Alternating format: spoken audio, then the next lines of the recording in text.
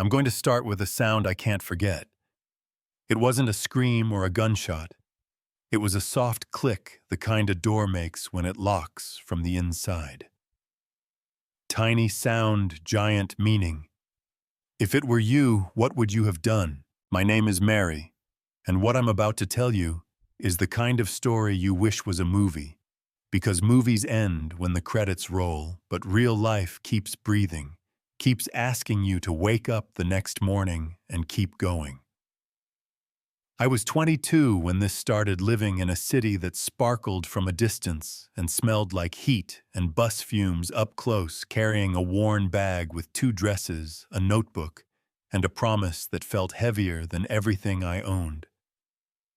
The promise was for my little brother and sister back home, 2 bright faces in a cracked plastic frame, a boy with shoelaces forever coming undone, and a girl who drew suns with long eyelashes and gave every flower a name. After our parents died the year before, the grown-ups in our village did what grown-ups do.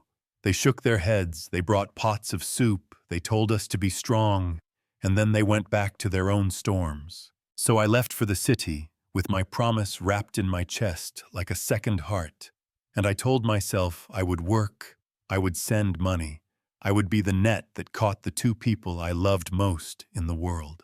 There's another truth you need to know before we go any further. Because if I'm telling this, I'm telling it all, not just the parts that make me look brave. A few months before I took the job you're about to hear about, I went to a free clinic because I was tired in a way that sleep didn't fix. A doctor sat across from me with kind eyes and slow words, and he told me I was HIV positive. I stared at the tiles until the gray squares melted into each other, and then I asked questions with a voice that didn't sound like mine. The truth is, I was terrified, and I was ashamed, and I was angry about how ashamed I felt, because shame is a costume the world hands you and says, "Here, wear this, it fits people like you." I started medication, I learned my schedule. I told no one. Not my aunt, not the neighbor who lent me bus fare sometimes, because stigma spreads faster than facts. But I kept my promise to myself. I'm still alive, I'm still me. I can work, I can love my siblings. I can be more than this diagnosis, you know what I mean? The job came from an agency, a woman with a shiny voice and a pencil behind her ear. She said there was an opening with a very important client. A family that lived in the rich part of town, good pay room provided report, at 8 in the morning sharp. I still remember the bus ride, how the houses got bigger and the sidewalks got cleaner and the trees looked like they'd been told where to stand. The mansion sat behind iron gates tall enough to keep out birds, fountains tossing water into the air. Like the sky itself was a tip jar, guards in uniforms that didn't have a wrinkle. And every guard's eyes made a slow trip from my shoes to my face, as if my life story was stitched into my socks. Inside the main house, light fell through glass like it had been trained. The floors were so polished, I caught my reflection and looked away. Chandeliers hung like quiet galaxies, and the air smelled like lemons and the idea of money. But the servants' quarters out back had bars on the window, damp on the walls. A narrow bed that squeaked every time you breathed, and a tiny table with 1 chair that had a wobble no one thought was worth fixing.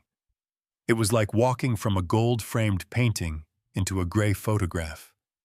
Palace to sell in 10 steps. Yeah, that happened. He met me on the first day in an office that was bigger than my whole apartment and probably cost more than every house on my street put together. You know his type from the news. Maybe you know his name. In my city they did. Desmond Cole.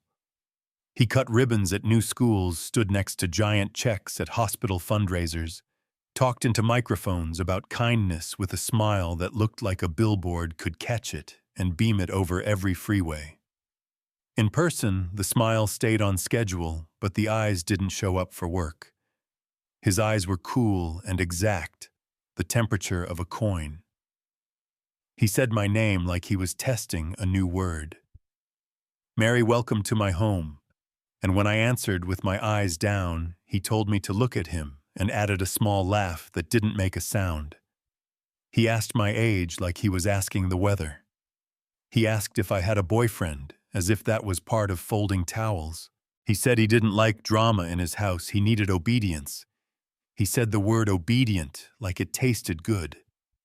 Then he reached out and lifted my chin with 2 fingers, not hard, not soft, just the weight of his choice on my face, and he said, "You're very pretty." That's not a compliment in a job interview. That's a red light that some women learn to see just a second before it turns into a train. If it were you, would you have walked out right there, or would you have stayed because rent doesn't pay itself and promises don't keep siblings fed? Patricia, the head housekeeper, gave me the tour after he sent me out. 15 years she'd been in that house. The starch in her uniform could stand on its own. Her mouth line straight as string, and her eyes said she knew the weather in that place better than anyone. "Don't touch anything unless you're cleaning it, and then be careful." She said, "Everything here costs more than you'll earn in 10 years. She took me through rooms that looked like no one actually lived in them, dining chairs that had never felt a rushed breakfast, sofas that had never held a body that cried. When she opened the door to the servants' room out back, the air changed like the temperature dropped. Bars on the window stains like maps on the ceiling, a closet with no door. And when I set my bag on the bed, the springs announced me to the ants in the wall. "It'll do," I said, "because some days your choices are yes or yes." Patricia looked at me, then not with pity, but with the kind of respect a seasoned soldier gives a new recruit who has no idea what the next hill is like. "Keep your head down, do your work," she said. "Don't ask questions. That's how you survive in this house. Not live, survive." The word landed in my stomach and sat there like a stone. The work was hard. The hours were longer than the sun. But I didn't mind at first, because hard work is honest, and my hands know how to tell that story. I woke at 5, cooked breakfast by muscle memory, after 2 days of watching Patricia scrambled eggs with cheese toast, buttered on only one side, black coffee, with 2 spoons of sugar orange juice, absolutely no pulp, because pulp was a sin in that kitchen. I learned his shirts, which ones could be ironed, and which ones demanded steam like a diva. I lined up his pens until they stared straight ahead, like soldiers, dusted the library, where the books looked expensive and unread, and I moved in the quiet way women learn to move when men like things just so. I told myself if I worked fast and kept my head down, if I stayed out of his way and didn't laugh too loud, he'd forget I was there. That was my first mistake. Men like that don't forget they inventory. He started with the kind of requests you can't say no to without sounding difficult. "Mary, bring me the files." "Mary, I spilled on my shirt, bring me another." "Mary, help me organize these papers," and then he'd stand close enough that the warmth from his wrist brushed mine. Compliments rolled off his tongue like they were part of his religion. "You smell nice, that dress looks good on you." "Your hands are soft, look at me when I talk to you, good girl." Small words, sharp edges. I carried a tray every time he called me, so I had a reason to leave. I kept a door open, a finger's width, because air matters when you feel the walls leaning in. Patricia watched me like a barometer watches pressure. One afternoon, washing dishes, she said so quietly, I thought I'd imagined it. "Be careful. He's done things. Bad things." What kind of things, I asked, but the sound of his shoes in the hall shut the conversation, and we both went back to work with our faces steady. Then came the night with the click. It was late, the kind of late where the house swallows its own sounds, and you hear the refrigerator hum like a secret. He came into the kitchen and said my name, not loud, not soft, the way you say the name of something you own. "Come to my office, I need to discuss something important." I said I had dishes to finish. he said now. In his office, he closed the door and then turned the lock, and I learned how much a small sound can hold. He said he had been patient. He had been generous. He hired me when no one else would. He paid me, he fed me, he housed me, and gratitude looks like obedience. He stepped forward when I stepped back. He told me I owed him. He said it with the ease of a man who had never been told no and had no intention of practicing. When I said please, he smiled with his teeth and said, "Stop being difficult." He grabbed my arms and pushed me onto the leather couch that smelled like polish and money, and I stared at the chandelier above us, at the way the light hit crystal and made rainbows on the ceiling, while everything under it turned black. I won't give you the details because some things should be told in a courtroom, and some things should be kept from people who watch stories for entertainment. I'll tell you this, when it was over, I saw 520s on the cushion next to me, the way they lay there like Band-Aids on a fracture. And I understood how people with power learn to believe that money can buy silence, and sometimes, tragically, they are right. I washed my face in the small bathroom until my skin stung, and I looked in the mirror and said words I didn't believe yet. I am not broken. I walked back to my squeaky bed and cried so hard it felt like my body would fold in half. If you're thinking, call the police report. Him make noise, I hear you, I do. I heard Patricia in my head too. He knows judges, he knows politicians. He pays for hospital wings. He's on TV opening schools. Who do you think they'll believe? Sometimes safety doesn't look like justice.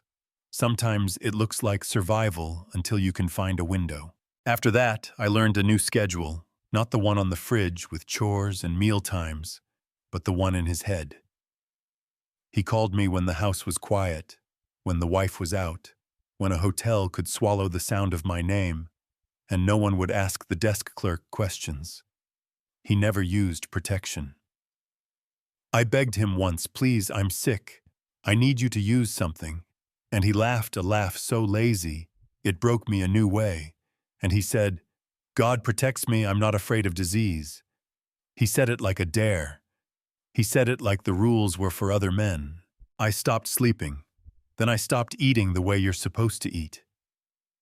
I picked at rice like it was made of glass when I skipped my pills sometimes because the clock in my chest got knocked off the wall and I couldn't hear it. And before you judge me for that, ask yourself how you keep perfect time when your body doesn't feel like it belongs to you anymore. The only steady light in those weeks were letters from home. My brother wrote that the teacher said he was good at math, and he wanted to be an engineer, so maybe he could build things that kept people safe.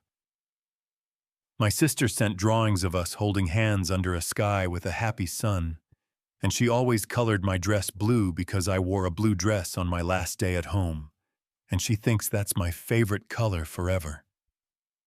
Those letters were the string tied around my finger, reminding me I was still a sister, still a person, still here. There was a day I ran out of whatever the battery is that keeps you going. He told me to meet him at a hotel at noon, and I stayed in the kitchen, chopping vegetables with a rhythm that kept my hands from shaking. He texted, he called, I turned my phone face down and then off. That night, he called me to his office, and his voice was the kind that cracked ice. He said I was ungrateful. He said I was fired. He said I'd get nothing for the month. He said he'd call the police and say I'd stolen, and he smiled when he said it like the joke landed. He asked me who the police would believe, a businessman with a foundation or a maid with a bus pass. Patricia met me by the back door and put a folded bill in my hand, $100 that felt like a hug and a goodbye at the same time. I walked through those iron gates with a bag on my shoulder, and I whispered to the night air, so this is how you throw people away. I found a motel at the edge of the city with a room that smelled like the last 20 years, a bed with a brown stain in the center, that I told myself not to see a sink that dripped like a metronome set to lonely, and I sat on the edge of that bed and counted my money. $180 from tips and what I hadn't sent home yet, and it looked like it looks when you pour sand in your fingers, like it knows how to leave. I thought about dying because sometimes death is the only quiet thing your brain can think of. And then I looked at the cracked photo of my siblings and I said no out loud. A small no, a stubborn no, the kind of no that pulls you to your feet when your knees want to fold. Then another thought arrived, the kind that sparks and frightens you and gives you strength in the same breath. He never used protection. I am positive. He said God protects him. Maybe he was wrong. Maybe without knowing I had a kind of power I didn't ask for. Do you think it's ugly that I felt that flicker, that I felt relief at not being completely helpless, that a part of me thought you hurt me and maybe you finally hurt yourself? Do you think that's fair? Morning came because it always does, and I washed my face in cold water until my skin woke up. I bought a clean second-hand dress, I combed my hair smooth, and I took a bus back to the gates. I told the guard I wanted to apologize. Apology is a word that opens doors in houses like that. Desmond stood in the foyer like a man in a painting, arms folded, a smirk that looked bored and hungry at the same time. I bowed my head, and I spoke like a woman who had learned her lesson. Sir, I'm sorry. I'll be obedient. Please give me my job back. He lifted my chin with that same careful finger and smiled at the lesson learned. He said I could return not as a maid, as his personal assistant, with responsibilities that sounded like errands and meant something else. He said my new salary with a little flourish, like a magician who thinks the rabbit makes you forget what he did with his hands. I went to my little room behind the house, sat on the bed that squeaked hello, and stared at the wall until my breathing slowed. Then I took out my phone and turned it into a knife. From that night forward, every time he called me, I hit record. Every threat, every promise, every instruction said in that voice he thought could melt consent into obedience, I saved it. Every text, Royal Hotel Room 305, 2 p.m., wear the blue dress, I screenshotted and emailed to myself. Every time he threw cash after I wrote the date and the amount on an envelope and tucked it under the thin mattress. I took photos not of faces, of doors, of hotel numbers, of lobby clocks, with my reflections small on the glass of the outside signs that anchored the story to a street. A time, a building you could stand in front of and say, yes, this happened here. Evidence isn't only about what you can show, it's about what you can force the world to look at. Stick around because what happened next will blow your mind. Here's how life twists when you think you finally have a steady rhythm. He got sick. At first I thought I'd imagined it, a tired morning here, a cough there, a shadow under his eyes that wasn't there last week. He said it was stress. He said it was a busy month. He said it was nothing. Then the suit pants sagged at the waist. The cheekbones got louder. Night sweats left sheets looking like someone had poured rain on the bed. Grace, his wife, came back from Europe and stood in the doorway at breakfast like someone had moved her furniture, and she said, "You need a doctor." And he said, "I'm fine," because pride says the same thing no matter what language you speak. Finally, she forced him into an appointment, because there's a level of pale even a rich man can't cover with a good tailor. While all that simmered, fate decided to set the stove to high. Grace found the messages. She went through his phone and read my name and hotel rooms and a blue dress and a time, and the way she said his name from upstairs made every hair on my arms stand up. Desmond, what is this? Patricia and I stood at the bottom of the stairs, like kids who just got caught listening, as a storm moved down the hallway. Doors opening, drawers slamming, a voice breaking into pieces. "You slept with the maid. You humiliated me. You brought this filth into my house." She came into the kitchen like war and pointed at me. "You, are you Mary?" And I said yes, because I'm not great at lying when someone's eyes look like that. She slapped me a sound that cracked the air and left my cheek burning a hot, stupid red. And she said I was a liar when I tried to tell her I'd been forced. She called me a gold digger. She said words people say to make their pain your fault. Desmond stood in the doorway pale, and he let her pour every ounce of blame into me like I was a sink. That's the part that stayed under my ribcage longest, not the hit. The silence, the way he stepped back from his own actions, like he could unspool himself from them. I wanted to press play on my phone right there, blast his voice into that kitchen until the glasses on the shelf shook. But rescuing your dignity deserves an audience that's not choking on its own anger. I packed my bag and left again, the iron gates looking smaller the second time I walked through them. 3 days later, I sat across from a young lawyer in a small legal aid office that smelled like coffee and paper and tired hope. Her name was Nancy. She had eyes like rulers' straight lines that measured what mattered, and she asked me questions with a calm that helped me breathe. She said, "Do you have proof?" And I said, "Yes." And she said, "We can't show it to the police yet." Not all of it. People like him make evidence disappear if they see it coming. We have to do this slow and smart in a courtroom on the record where truth gets its own chair. I nodded even though my hands were shaking, and I told her everything. She wrote fast. I felt seen for the first time in months. Then the twist, the kind that takes the floor away from your feet even though you're sitting down. 2 officers walked into that office like a scene that happened to other people, and they asked me to stand, and they said I was under arrest for intentional transmission of HIV, and I felt the room tilt. He had gotten his results and called his lawyer and told them I was the weapon, that I had infected him on purpose, that I was a vengeful maid with a deadly plan. He made himself the victim and handed me the villain's script like his name alone could convince a judge to stamp it. Do you think that's fair, that money can look the law in the eye and make it blink? They cuffed me the metal cold, like water you weren't ready for, and the waiting room watched with that face people make when they've decided the story without reading the book.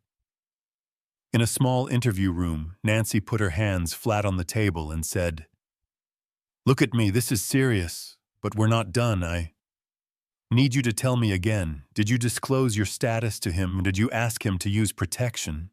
And I said yes, the first time he locked the door. And yes, I begged. And yes, he laughed. And yes, I recorded it. I watched relief and fury cross her face like a shadow, and a light switched places. She said, "We're going to fight this." The bail hearing looked like a play until it didn't. The prosecutor stood and told a story of a generous, respected man preyed upon by an angry girl who used her illness like a knife.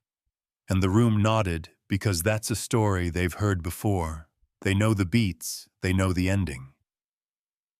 Then Nancy stood smaller than the man across from her, steady, in a way that made me remember my own bones. And she said words like power and coercion and disclosure and evidence, and then she asked the judge for a moment in chambers, just long enough to listen to one thing. We came back 20 minutes later, and the judge's mouth was a straight line cut in stone. She granted me bail on my own recognizance, and then she looked at the prosecutor and said, "Do your job. Investigate this case is not what you walked in here pretending it is." I walked out of that courtroom breathing air that felt like glass, sharp and clean. If it were you, would that have felt like victory or just the first step of a longer climb?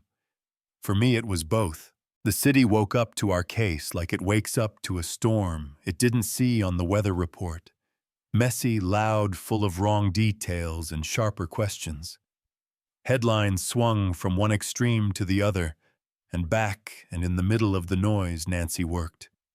She called former employees, she asked hard questions, gently. She found women who said, yes, he did this to me too. Yes, he said the same things. Yes, he threatened my job. Yes, he paid me cash to be quiet. Blessing, a housekeeper from a few years before me, sat in a small room and cried into a napkin and told a story that matched mine beat for beat, and I hated how much relief I felt that I wasn't alone in this pattern. Another maid said she couldn't sleep for years because the sound of a door clicking tore her out of dreams. A personal assistant who had left the city said she'd testify if it meant other girls wouldn't face that hallway alone. Patterns don't lie, they draw a map, and sometimes a map is what a jury needs more than a speech. The trial began on a morning that looked cleaner than the week deserved, the kind of blue sky that tricks you into thinking the day will be kind. Cameras lined the courthouse steps, microphones crowded the door, strangers held their phones up like their screens were part of the truth-finding machine. Desmond arrived in a wheelchair, pale, wrapped in a soft throw that made his bones look like a plea. People can be sick and also guilty. Those things can stand in the same room. The judge said the rules out loud: respect no theatrics. We are here to find truth, and I loved her for saying what every courtroom should tattoo on its walls. The state went first with the charges he filed, saying, I intentionally infected him, painting me as a vengeful woman with a plan drawn in motel ink. When it was our turn, Nancy called me to the stand. I spoke the way I'm talking to you now, plain slow, where it hurt faster, where it mattered. I told the story of the first day and the chin in his fingers and the office and the lock. I told about envelopes dated and hotel door photos and texts with times like orders. Then Nancy pressed a button and my phone's recording filled the courtroom. His voice lazy and certain, saying, God protects me. I'm not afraid of disease. And I watched 12 faces change, not because the sentence was smart, but because certainty without compassion sounds ugly when you play it for strangers. We let the silence that followed sit because silence is sometimes the most honest part of a story. Blessing testified next, then the others. Their details confirmed my details. Their dates lined up with mine. Their fear looked like mine used to look in the mirror before I left the house. The defense tried to call us opportunists, said we were lying for money, said every interaction had been consensual, said we were poor and hungry for a payout. But patterns do the work that cross-examination can't undo, and every time a recording cut across a narrative, I watched the argument shrink. Midway through the trial, the state added charges. It was no longer only about the allegation he made against me. It became about harassment, coercion, workplace assault, the way a man used his money like a cloak and expected it to be armor. The jury went out for 4 hours. 4 hours is quick and forever at the same time. I sat on a bench outside the courtroom, with my hands folded, like I was trying to teach them calm. Patricia sat beside me, her fingers wrapped around a rosary that belonged to her mother, and she said, Child, no matter what they say, you told the truth. Nancy paced in a small square like she was walking facts from one side of the room to the other to make sure they didn't trip. When the bailiff said they were ready, my legs felt made of someone else's wood. The verdict was guilty on all counts. The judge looked at Desmond with a face that carried all the girls who had ever worked in a house where doors closed too easily, and she said he had been given power and used it to prey on those he was meant to protect, and she sentenced him to 20 years 10 without parole. And in that moment, I felt something leave my body that I hadn't realized was still inside me, like a breath that had gotten stuck the night of the first click finally found its way out. Outside, cameras asked for a comment like, they ask for a weather report, fast, neat, done in 15 seconds. Nancy tried to get me through without talking, but I turned because there's a time for silence, and there's a time for voice, and you know me by now, I am stubborn about which is which. I said, I didn't want revenge. I wanted justice. I said, I wanted the truth to be louder than a smile with a microphone. I said if you're watching this and someone is using their power at your job or in your home to make you small, find help, call a friend, call a hotline, go to a clinic, walk into a legal aid office, tell someone who can write your words down in ink that doesn't wash off.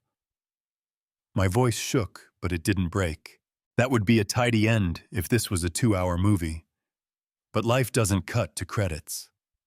People argued online the way people fill up silence when a story makes them uncomfortable. Some said the sentence was too harsh. Some said it was too soft. Some said I should have told sooner. Some said I weaponized my illness. Some said he had given so much to the city that he deserved mercy. So let me open a window here. Illness is not a crime. Being sick doesn't make you bad. And being sick doesn't absolve harm. I disclosed. He dismissed. I asked for protection. He laughed. The court didn't punish a diagnosis, it punished what he chose to do with his power. Also because it matters, because stigma kills in slow motion treatment exists. People with HIV can live long, full lives with proper care. We can reach undetectable levels that mean we don't transmit. When the worst weeks swallowed me, I missed pills because trauma eats time and sleep. If you're there right now, please, please get help, set alarms. Tell a friend to text you at the right hour, walk into a clinic, and let someone look you in the eyes and say, "We've got you." Compassion and accountability are not enemies. We can hold both if we try. Do I still hear the lock sometimes when a door clicks in a quiet hall? Do I still wake up from dreams that smell like leather and lemon polish? Yes. But those sounds have company now. I hear my brother laughing at a math problem so hard he scares the cat. I hear my sister asking me if sunflowers get lonely. I hear Patricia's Sunday texts after church where she sends me photos of a pot of stew and says there's always a bowl here for you. I hear Blessing telling me her garden is wild and messy and perfect, and Mint grows like a woman who refuses to take no for an answer. I hear Nancy talking about policy, about bills that might one day make workplaces safer, about trainings that teach judges the shape of coercion so they can see it faster. Healing isn't a straight line. It's a spiral with detours and flat tires and days where you feel like you're walking backward, but it moves, and when it moves with people beside you, even an inch feels like a mile. Before I close, let me ask you something that might end up in your heart longer than this video. If it were you and someone with a perfect smile and a powerful name hurt you, and then tried to flip the story until you couldn't even recognize yourself, in it, would you keep quiet to survive, or would you fight and risk breaking more before you got better? There isn't one right answer. Survival is not a sin. But if you choose to fight, know this: the first step is the hardest, the second step feels impossible, and the third step is where you realize your legs still know how to move. And if you choose to stay quiet for a while, that is still a choice. It is still survival. It is still yours, and I won't judge you.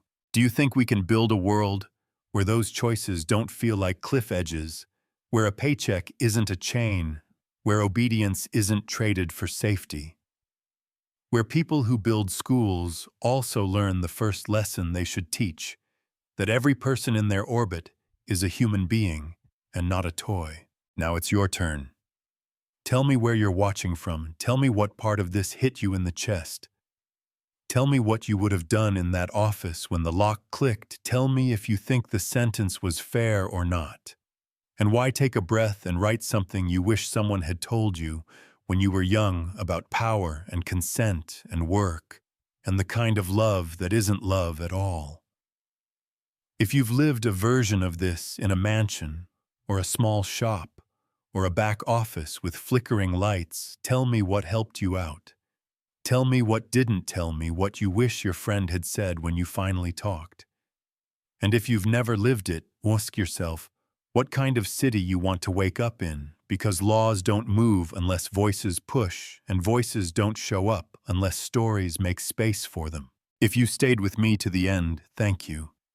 It matters to be heard all the way through, not cut off at the worst part.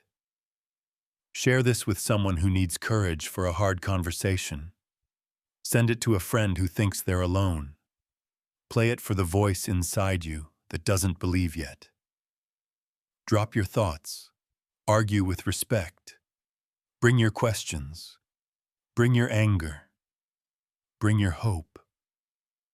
And if this story lit something in you, subscribe, because I'm not done talking about power and truth and the price of turning one into the other.